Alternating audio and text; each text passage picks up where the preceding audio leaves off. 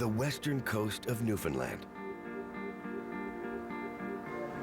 A remote and scenic wonder along the sheltered waters of the Gulf of St. Lawrence.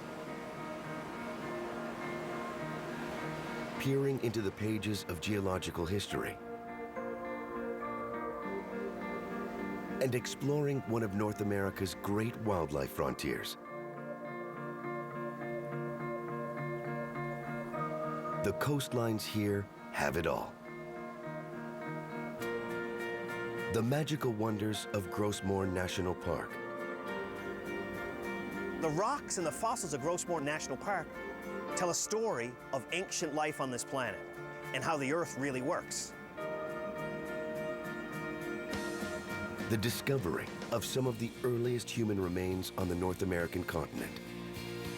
What keeps people here today, the marine resources, is what brought people here 6,000 years ago. And a century-old animal symbol on this remote island. There's now over 120,000 moose on the island of Newfoundland, and yes, they have become an iconic animal. People get very excited when they see them. Now, we explore this rugged coastline like never before. A bird's-eye view, unlocking the secrets of our maritime past, present, and future. This is Canada, Over the Edge.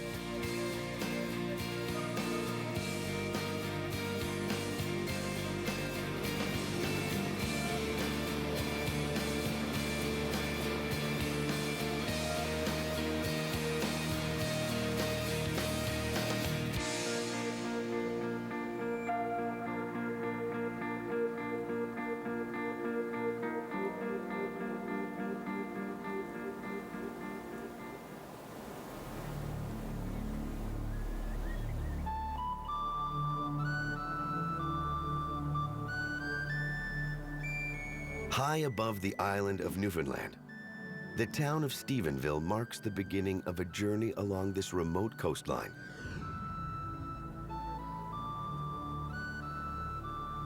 Set in the sheltered northeast corner of Bay St. George, Stephenville was settled by French Acadians more than 150 years ago, fishing and farming along this barren shoreline.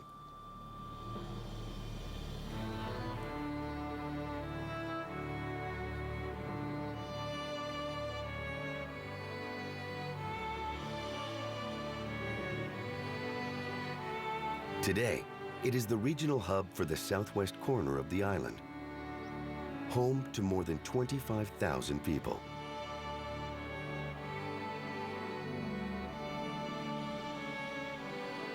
Adjacent to the town lies a remnant of Newfoundland's military past. Stephenville's airport sits on the former site of the United States Ernest Harmon Air Force Base. With its 10,000-foot runway, Stephenville was one of the few alternate landing sites for the space shuttle along the east coast of North America.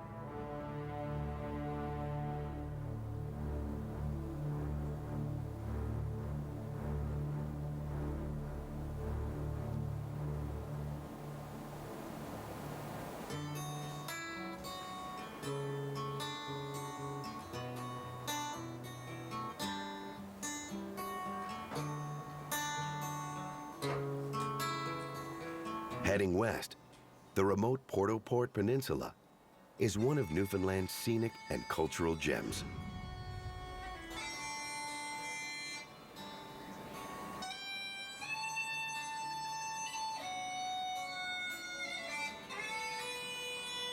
Connected to the larger island by a thin strip of land, Port is Newfoundland's only bilingual region. With a French Roman Catholic presence that has flourished here for centuries.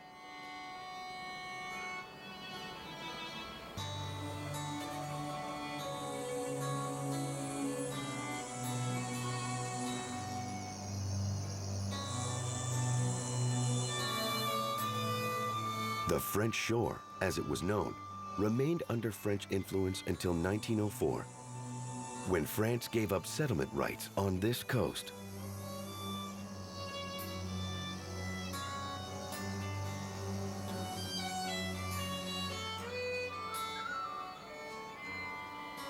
Today, Port-au-Port is a mix of scenic villages and industry.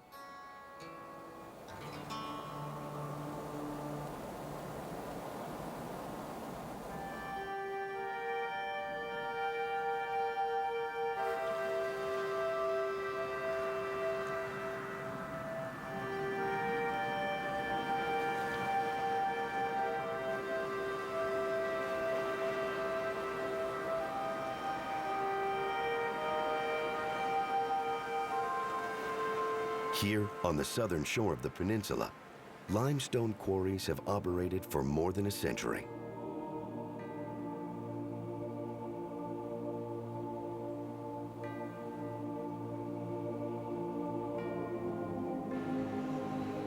With 1 billion metric tons of limestone buried deep underground, the facility has a long lifespan.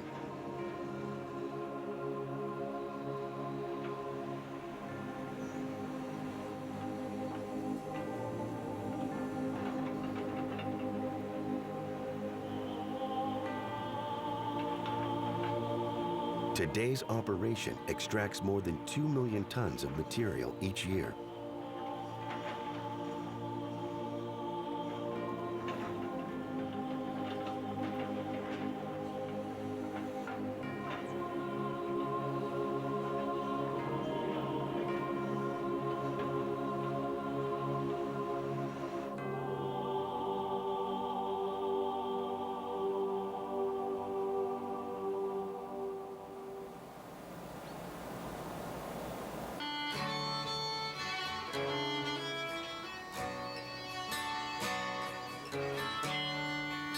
Further west, Port-au-Port Peninsula ends at Cape St. George.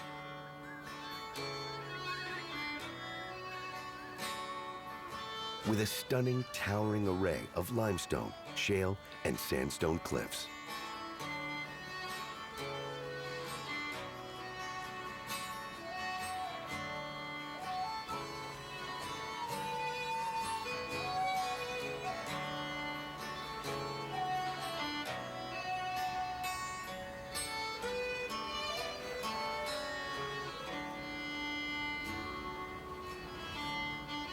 Heading east along the peninsula's northern coast, one of the region's most scenic roadways leads 75 kilometers back to the main island.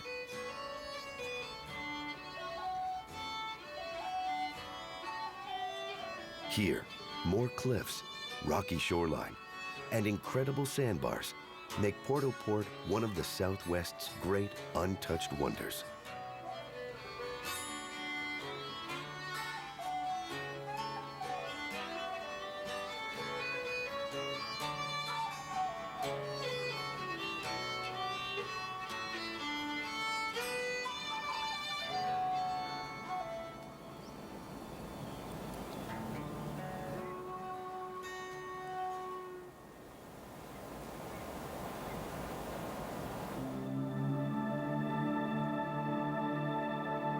Next, we head north. From the cliffs of the Port-au-Port Peninsula to one of the world's most unique mountain ranges, here on Newfoundland's western coastline.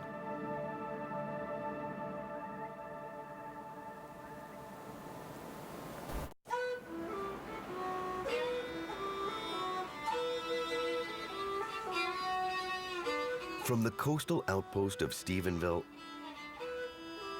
and the Port-au-Port Peninsula, we continue north, exploring the rapidly rising coast along Newfoundland's western perimeter.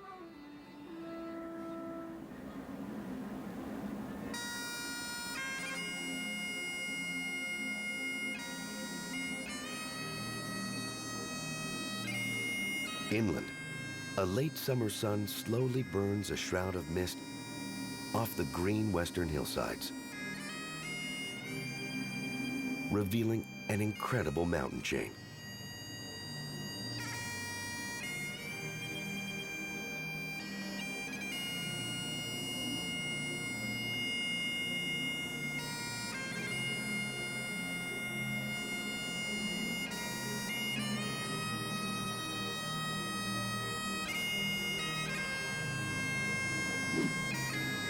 These are the Lewis Hills, the southernmost portion of Newfoundland's long-range mountains. Extending from Stephenville in the south to the far reaches of the secluded Northern Peninsula.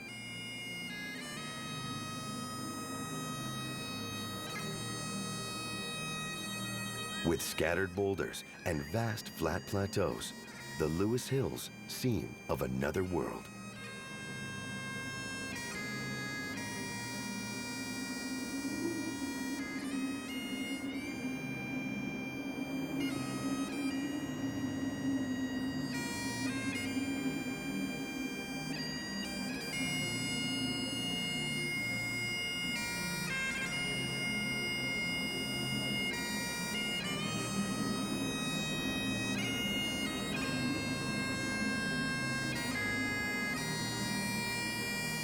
Hidden amongst these towering plateaus sits the Cabo.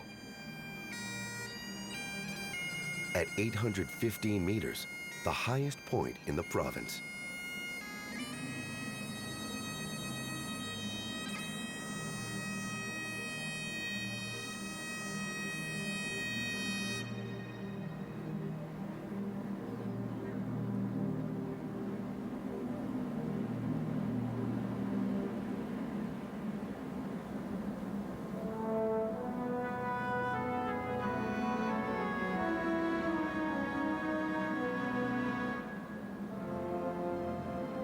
Further north, set against the Gulf of St. Lawrence, Blow Me Down Provincial Park rises abruptly, more than 600 meters from the sea.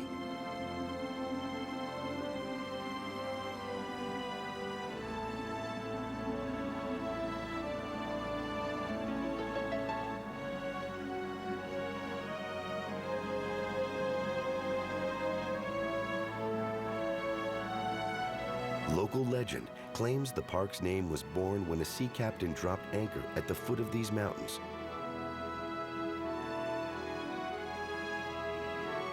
Standing just over 4 feet tall, the captain uttered what would become a famous phrase. His hope that these mountains don't blow me down.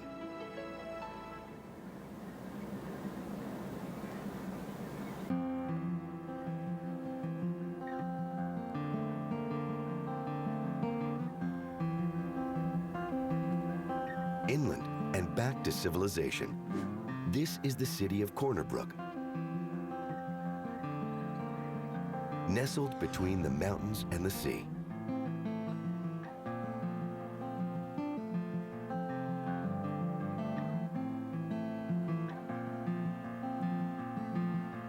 Originally 4 separate communities, the fishery, railway, business, and pulp and paper districts would amalgamate in the 1950s.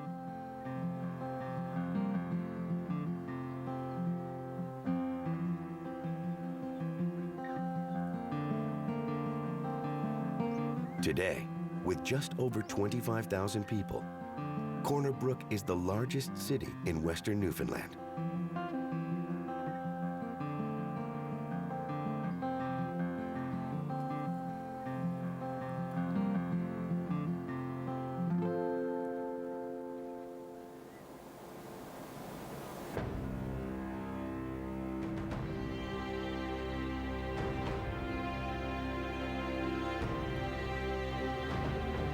Pulp and paper continues to be the heart of the community,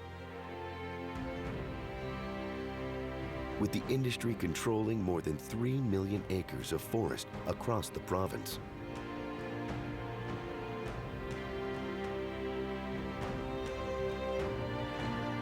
It is one of the largest economic forces in the region.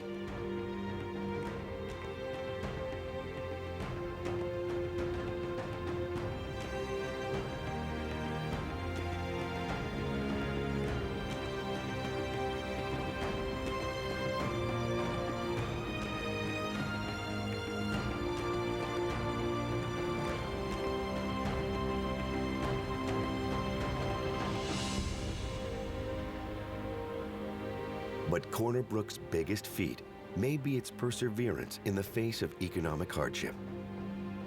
It holds the unique distinction of being Canada's oldest city of its size. Populations between 25 and 75,000 people,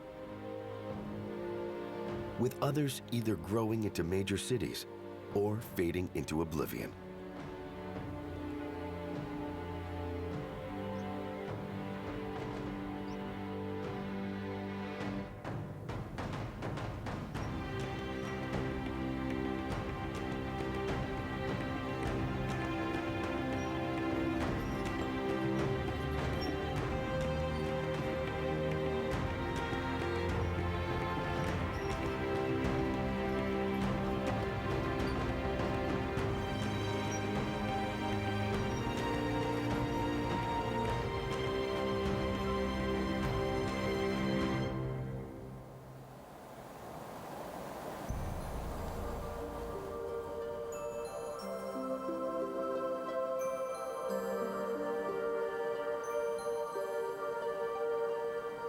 Heading back to sea, the Humber River leads from Corner Brook to the Gulf of St. Lawrence.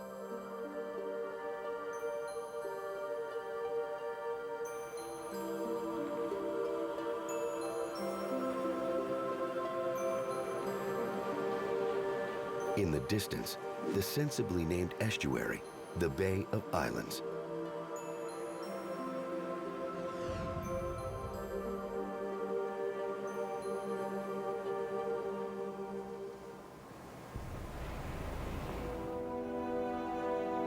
For generations, these islands, with names like Pearl, Tweed, and Guernsey, were home to West Coast fishing families.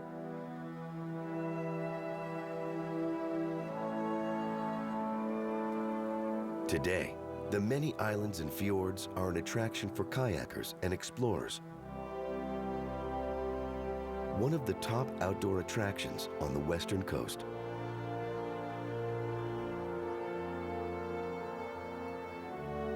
And it marks the gateway to even more scenic wonders.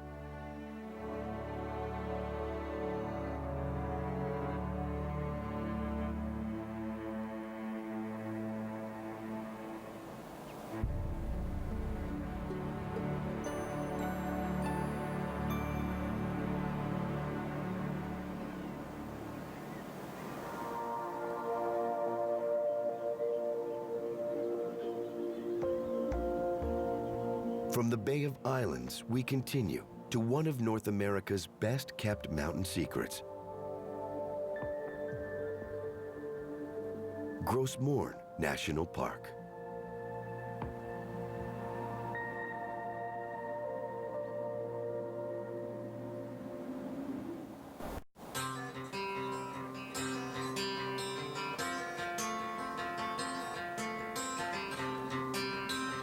Continuing north along Newfoundland's western coastline.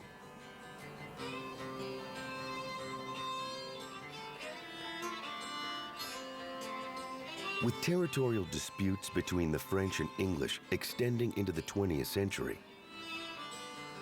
this was one of the last corners of North America to see permanent settlement.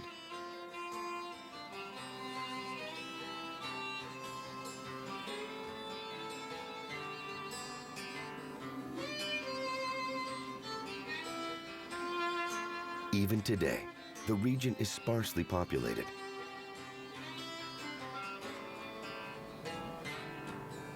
With temporary winter fishing shelters lining the coast.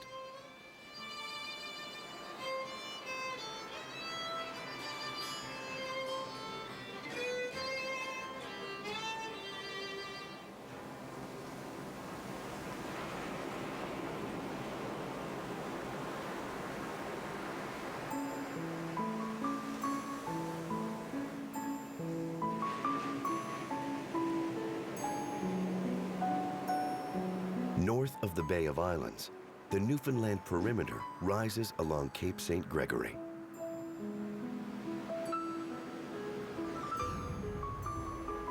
Here, massive cliff faces foreshadow incredible geological wonders.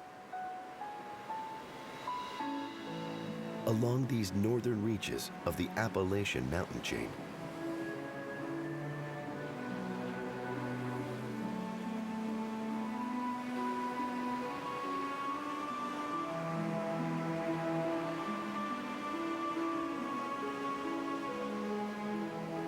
Rising up, vast plateaus stretch as far as the eye can see.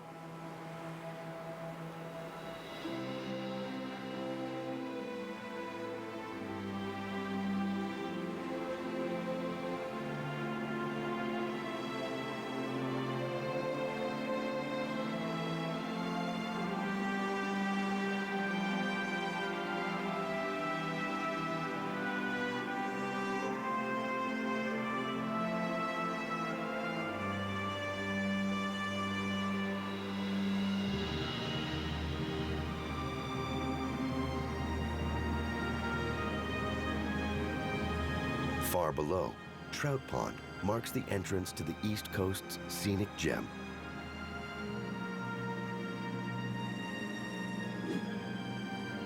Gros Morne National Park.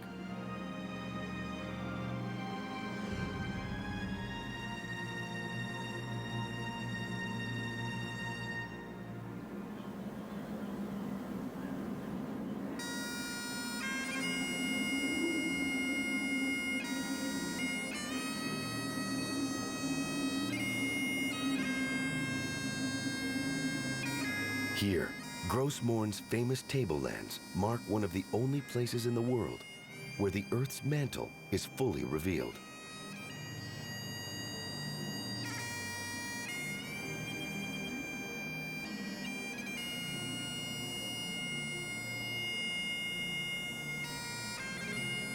Normally buried kilometers underground, here it has been forced to the surface by tectonic plate movement over millions of years.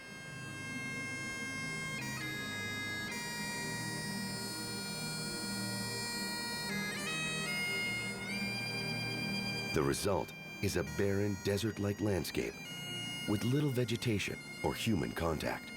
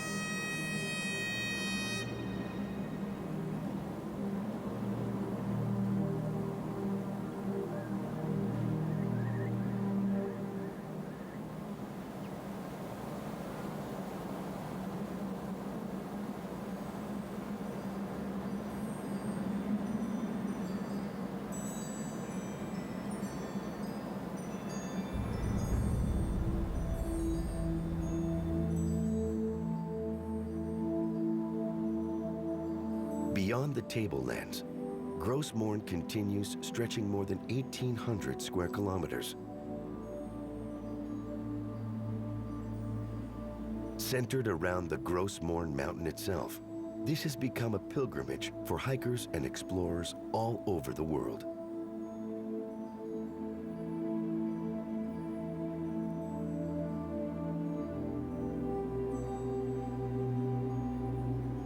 It is a unique region with a unique geology. A landmark that became recognized in Canada in 1973 with the formation of a park, now famous around the world. Gros Morne National Park is a UNESCO World Heritage Site and is one of those special places in Canada that reveals the story of how the Earth works. Fred Shepard is a park interpreter, revealing the secrets of Gros Morne to visitors from around the world. You had two ancient continents, Gondwanaland and Laurentia, coming together 500 million years ago, forming the supercontinent of Pangaea. Pangaea sat like that for several million years, and then maybe about 250 million years ago, Pangaea started to split apart, and North America and South America and Greenland and Europe started to form and separate. So you got ancient parts of old continents and oceanic crust and upper mantle rock now jumbled in this whole landscape. So the rocks and the fossils of Gros National Park tell a story of ancient life on this planet. And it's one of those special places on the planet where you can come and visit and walk on ancient ocean floor, walk on the Earth's upper mantle, and get an appreciation of how spectacular this landscape is. It is a landscape that gives scientists a rare view into Earth's mysterious geological timeline.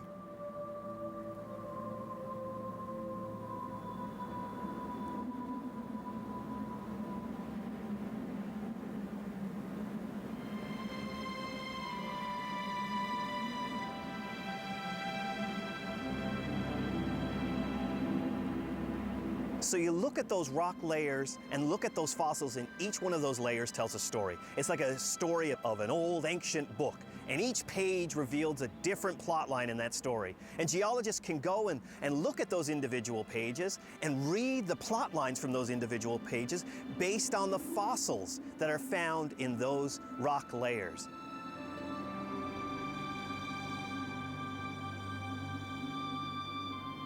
So you think about, tsunamis, earthquakes, volcanic activity. Those are all based in that plate tectonic theory, the theory of how the continents shift and move around the surface of the Earth. Well, 500 million years ago, that plate tectonic activity helped to form this landscape here in Gros National Park. And this landscape is constantly changing.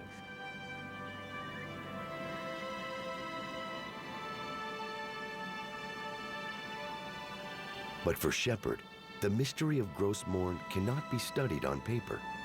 It is a living wonder that must be seen to be believed.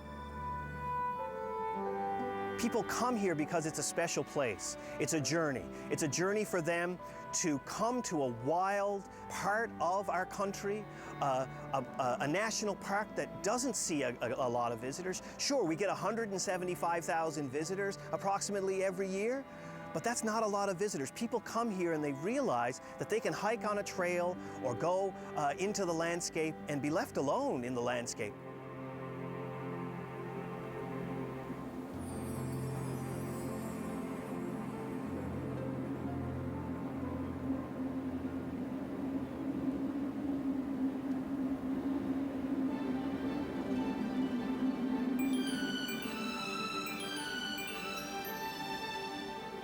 Heading west, Green Gardens is Gros Morne's coastal attraction.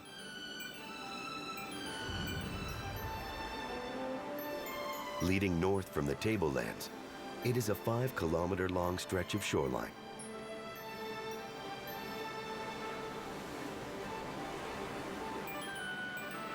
With hiking trails and beaches,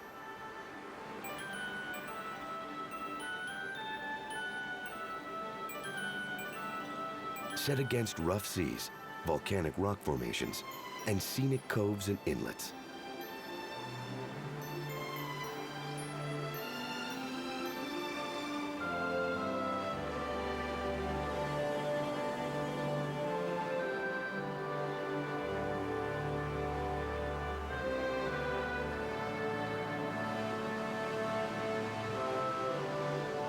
And the hillsides here are alive with wildflowers and local livestock roaming free.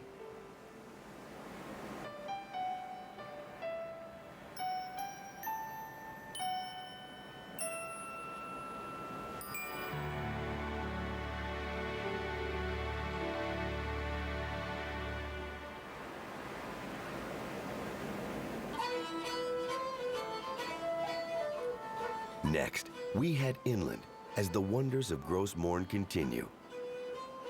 With the fjords and cliffs of western Brook Pond,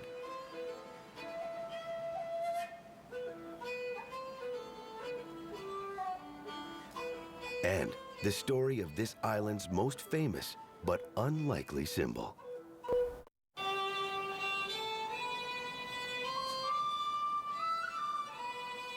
From the southern communities of Newfoundland's western coastline, we continue north, along the barren, untouched wonders of the tablelands, to Gros Morne Mountain and beyond.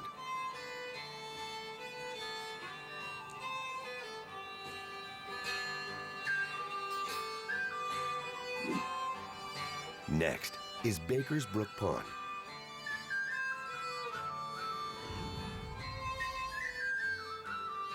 Set inland, it is actually a series of ponds connected to a larger lake.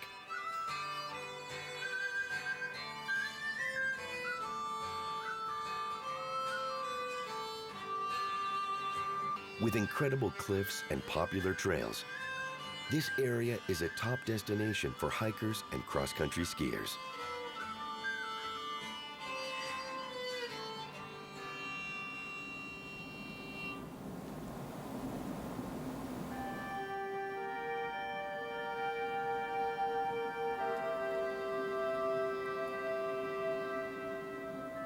Further, Big Level is one of the park's many famous plateaus,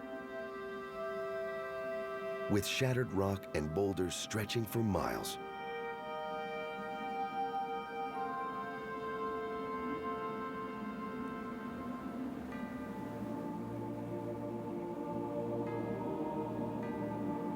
With elevation reaching as high as 800 meters, the Gros Morne region has a unique ecosystem.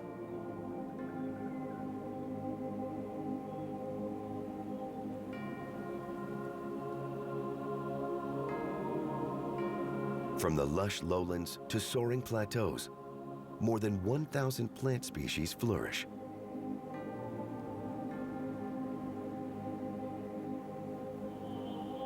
And here, in the plateaus, cooler, windier, and moist conditions give these hills a unique look. An Arctic tundra landscape, accustomed to a short and harsh growing season.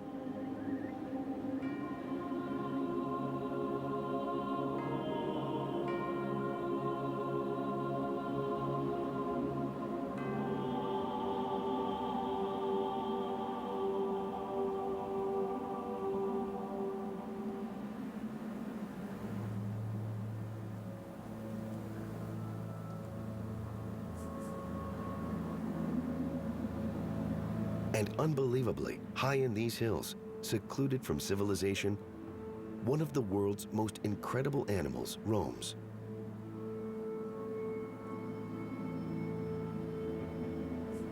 It is the mighty moose, an unlikely symbol of this island.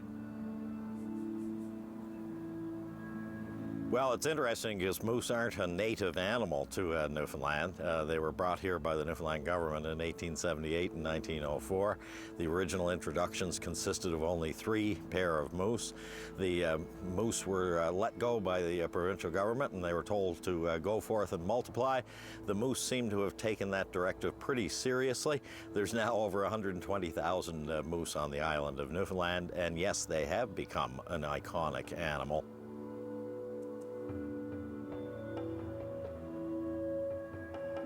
A century after their introduction, moose have become part of the landscape here, with 1 moose for every 4 people on the island.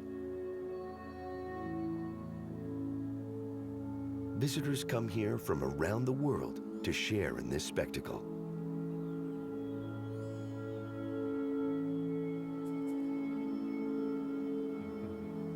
They're a very impressive animal to see. We're talking about an animal that's 2 meters high at the shoulder. It's the size of a large draft horse, a Belgian or a Clydesdale, and a big bull moose with his big rack of antlers. It is a very impressive animal, the sort of monarch of the boreal forest, the classic northern forest deer. They're very impressive to see, and people get very excited when they see them.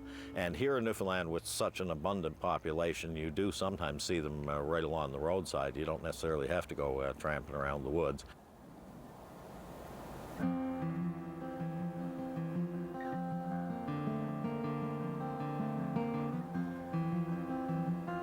But for residents here, the moose is more than a symbol. It has been a staple part of the diet here for decades.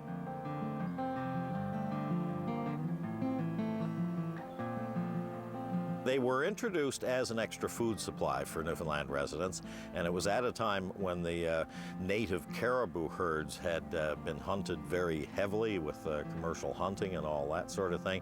So they were brought here as an extra food supply for local residents. And in a way, the conditions were perfect for a moose population explosion, because man had eliminated their major predator, the Newfoundland wolf, shortly after the introduction of the moose. Certainly today, we're talking about somewhere around 27,000 moose licenses issued every fall. Almost all the hunters are successful, and a lot of people in rural Newfoundland especially depend on getting their moose for their winter supply of meat, and it's a very important part of the way of life here in Newfoundland.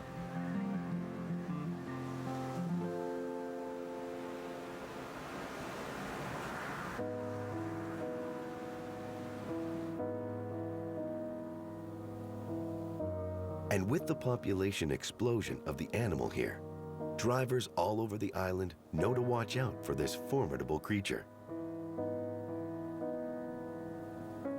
With 700 collisions between motorists and moose recorded each year. Certainly, if you're on the go early in the morning or late in the evening, you want to be really careful when you're driving down the road and keep your eye out for moose, because they do often feed in the roadside ditches, and they have a nasty habit of just popping up onto the road in front of your car without any warning.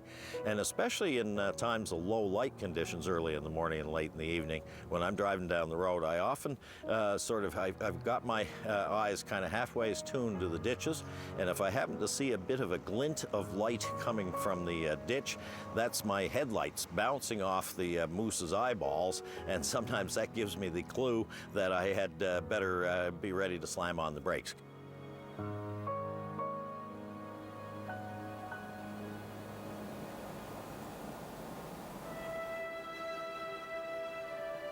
Next, Gros Morne's signature attraction is Western Brook Pond.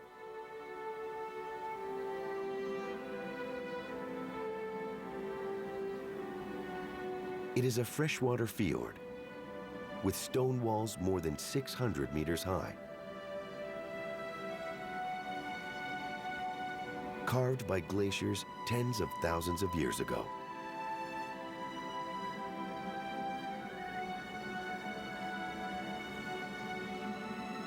As glaciers in the region melted, the land, once forced down by the weight of the ice, rose to incredible heights.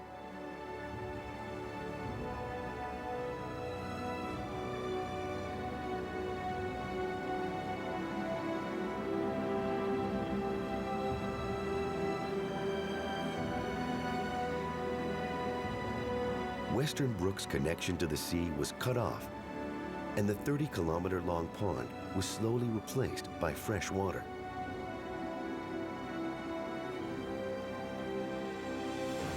It is a natural wonder.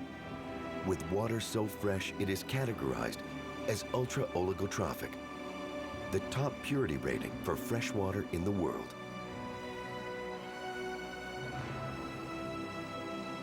And high above, Western Brook's signature attraction, the uniquely named Pissing Mare Falls, the highest waterfall in eastern North America.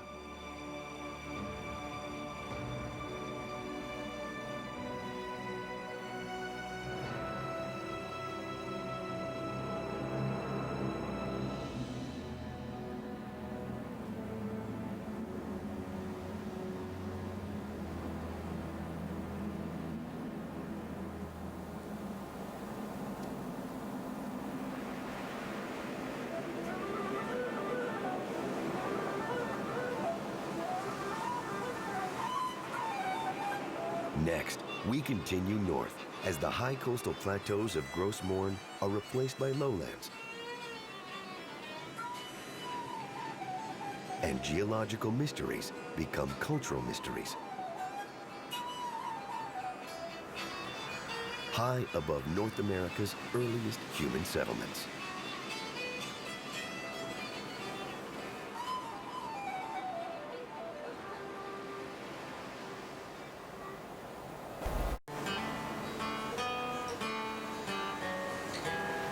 From the coastal geological wonders of the South, we've covered more than 150 kilometers of incredible perimeter along Newfoundland's western coastline.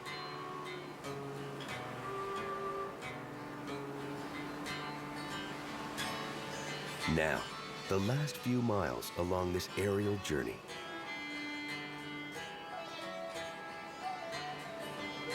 At the upper reaches of Gros National Park, this is St. Paul's Inlet, a saltwater bay featuring 35 kilometers of scenic shoreline.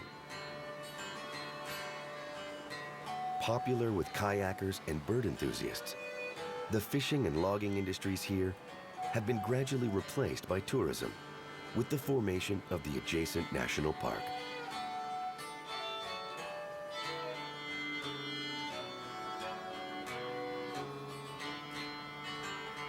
Next, Cowhead.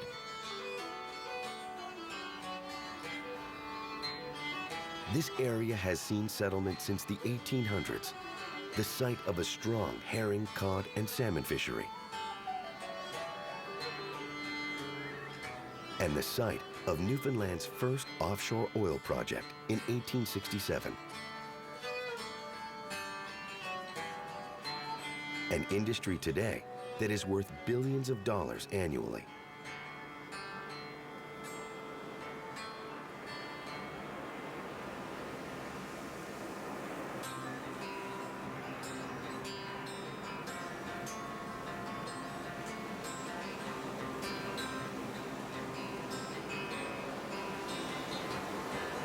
Further north, the mountains recede, and the vast plateaus are replaced by rocky, jagged East Coast coastline.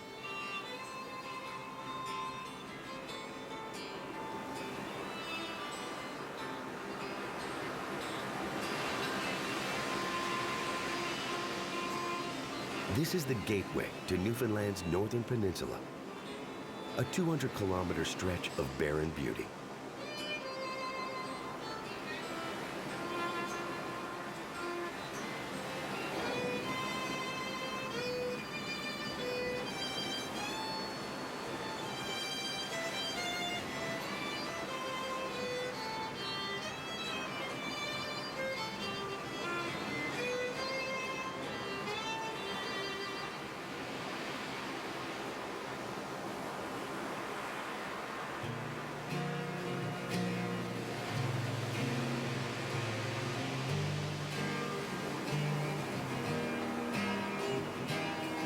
Here, tides and time have left a legacy of incredible geological formations.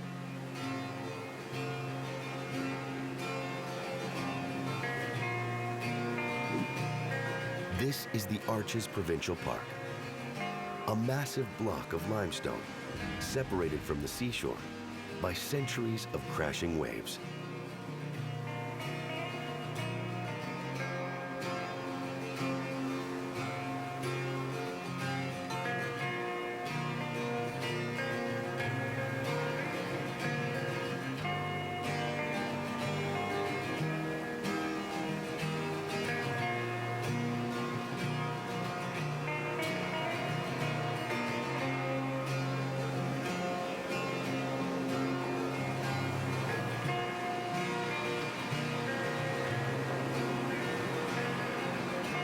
Over time, the inner caverns have eroded, leaving the arches we see today.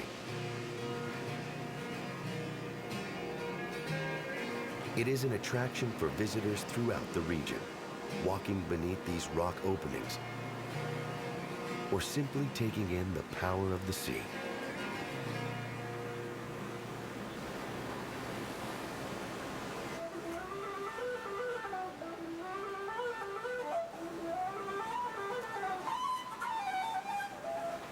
Next, the Table Point Ecological Reserve.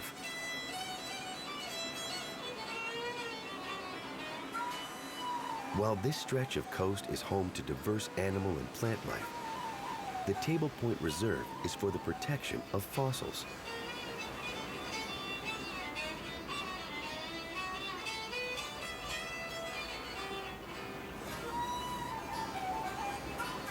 An incredible collection of ancient sea lilies, sponges, and sea creatures dating back hundreds of millions of years.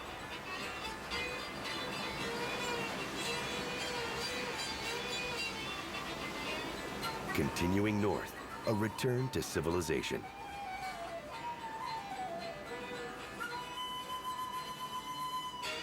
From the village of Daniels Harbor to River of Ponds,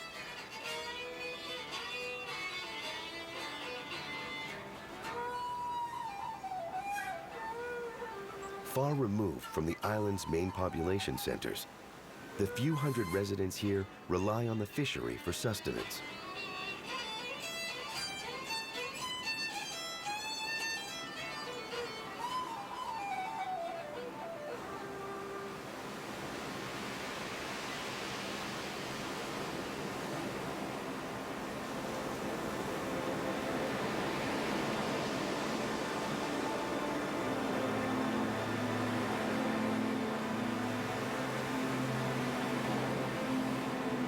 Beyond River of Ponds lies one of Newfoundland's culturally historic gems, the town of Choix. We're about midway up the Northern Peninsula, and we're at 51 degrees latitude, which would be the same latitude as London, England.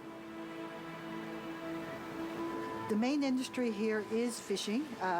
Choix is a very lucrative area for the fishery. Choix's legacy goes back thousands of years, as this unlikely outpost was one of the first documented human settlements in North America. Millie Spence is site supervisor for Choix National Historic Site.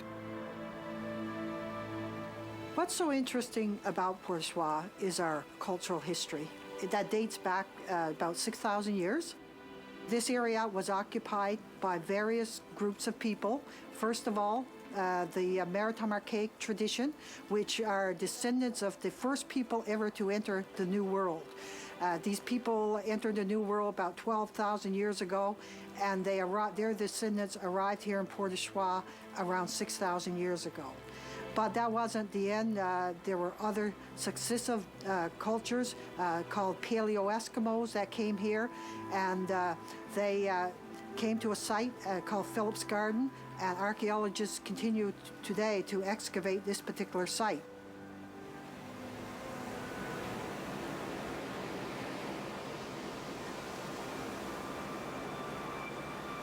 But it is the unique geology of the region that has preserved evidence used by scientists thousands of years later. What's so unique about it is the preservation. If you look around our landscape, you'll notice there's a lot of limestone. And it's the limestone, actually, that work very well to preserve these cultures. Cultures that in other areas, there would not have been any evidence survived after 5,000 or 6,000 years. But in Choix, we had great bone preservation.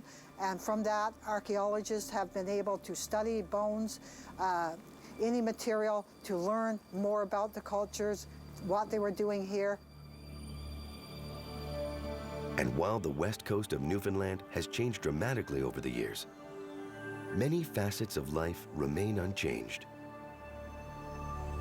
One of the things they found here is that what keeps people here today, the marine resources, is what brought people here 6,000 years ago. These resources are very rich off our area, mostly sea mammal, seals, for example. They came here hunting the seals. They come up through the Strait of Belle Isle twice a year, every spring like clockwork.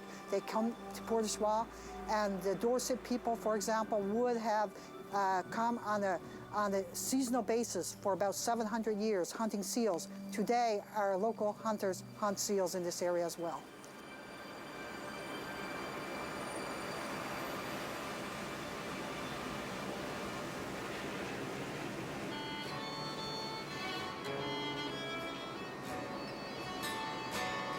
Just miles from Choix, Point Rich marks Land's End. This barren headland is lined by limestone seashore and home to an array of wildlife. and it is the site of the historic Point Rich Lighthouse, a 19-meter pepperpot design warning station built in 1892. Protecting travelers along these active shipping lanes.